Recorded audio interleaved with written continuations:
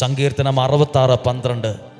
ശത്രുക്കൾ ഞങ്ങളെ ചവിട്ടി മെതിക്കാൻ അങ്ങിടയാക്കി. ശത്രുക്കൾ ഞങ്ങളെ ചവിട്ടി മെതിക്കാൻ, ഞെരുക്കിക്കളയാൻ ഇടയാക്കി.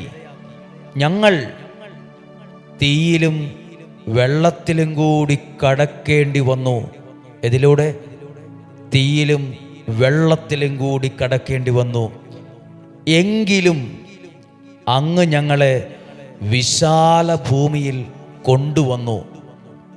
ഇത്രയൊക്കെ ജീവിതത്തിൽ അനുഭവിച്ചാലും അതെല്ലാം എങ്ങോട്ടാ നയിച്ചത്, അതെല്ലാം എവിടെയാ എത്തിച്ചത്? അത് പ്രാധാന്യമുള്ളൊരു കാര്യമാണ്, ഗൗരവമുള്ള കാര്യമാണ്.